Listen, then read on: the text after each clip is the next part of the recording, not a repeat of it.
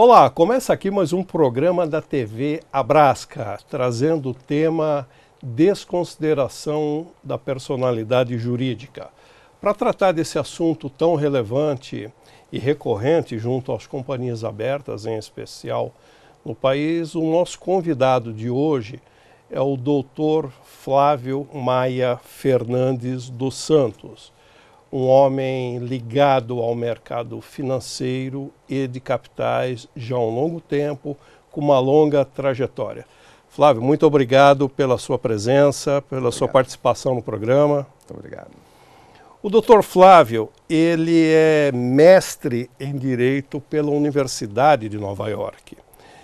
Ele atua há muito tempo junto ao mercado de capitais, junto ao mercado financeiro, foi membro do Conselho de Recursos do Sistema Financeiro Nacional, o famoso conselhinho, durante 5 anos. Foi procurador do Banco Central do Brasil, foi procurador da CVM, é um advogado extremamente atuante no mercado e é consultor jurídico da Abrasca. Acho que eu não esqueci nada, né?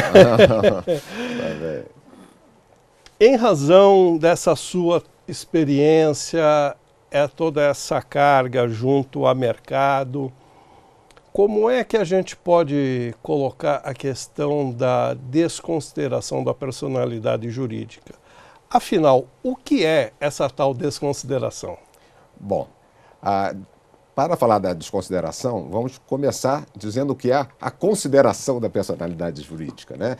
Eu sei que é de conhecimento geral, mas para que todos fiquemos na mesma página, a personalidade jurídica foi um instrumento criado para afastar a atividade empresarial do próprio empresário, da pessoa física. Daí criar no empreendimento, a empresa, uma pessoa física com direitos e obrigações distintas dos sócios. E, em seguida, um outro instituto básico, que é a limitação da responsabilidade dos sócios. Essa ideia está subjacente a todo o desenvolvimento do comércio internacional, da atividade empresarial. Ou seja, o empresário responde pelo valor de suas cotas ou ações.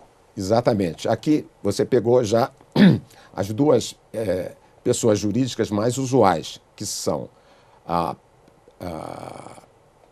sociedade e a sociedade... A sociedade limitada e a sociedade anônima. Na sociedade limitada, a responsabilidade dos sócios, como o próprio nome diz, é limitada ao capital social. Cada sócio é responsável para a constituição do capital social, a integralização do capital social.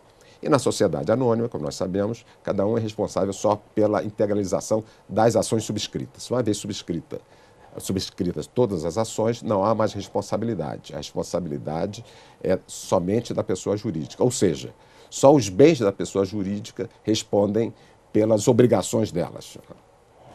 Muito bem.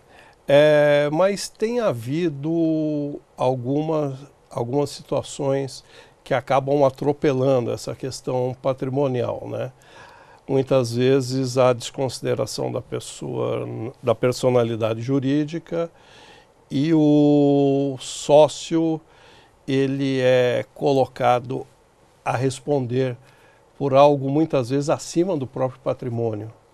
Como é que acontece isso, por que acontece e como é que se resolve, né?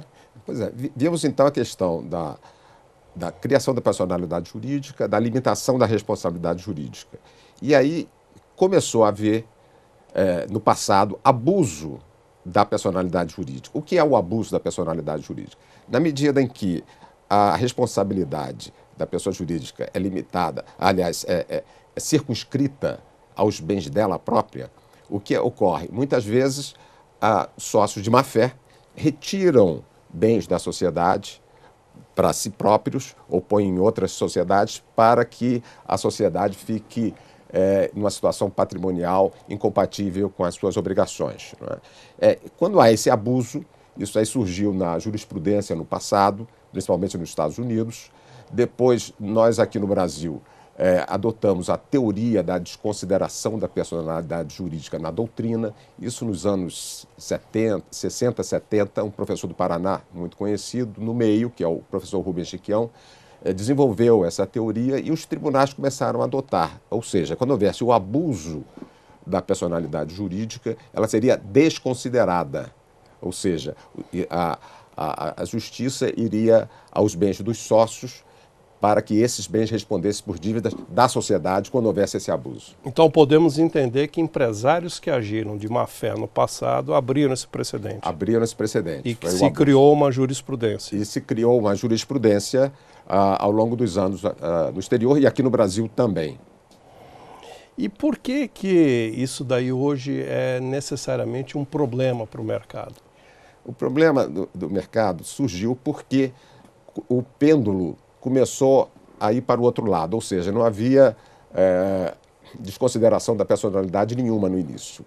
Quando houve a desconsideração para conter os abusos, essa ideia nova aqui no Brasil, nos anos 70, 80, começou a se expandir de tal ordem que chegamos ao excesso oposto, ou seja, sempre que a sociedade não tivesse bens suficientes para responder pelas suas dívidas, seriam obtidos os bens, seriam atacados os bens dos sócios. Então, aquilo que era para ser uma exceção, só em caso de abuso, começou a ser uma regra geral, a ponto de um conhecido professor da Fundação Getúlio Vargas, na área de Direito, ter escrito um livro em 2014 chamado O Fim da Limitação de Responsabilidade no Brasil.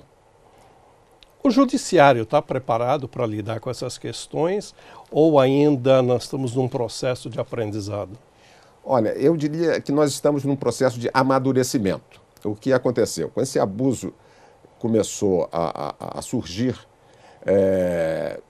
aqui no Brasil surgiu primeiramente na área trabalhista. Toda vez que não houvesse bens suficientes da sociedade, o judiciário iria buscar bens dos sócios, muitas vezes do sócio minoritário, muitas vezes daquele sócio que apenas emprestava o seu nome para o negócio. Houve casos até de procuradores de instituições, de empresas estrangeiras aqui no Brasil terem os seus bens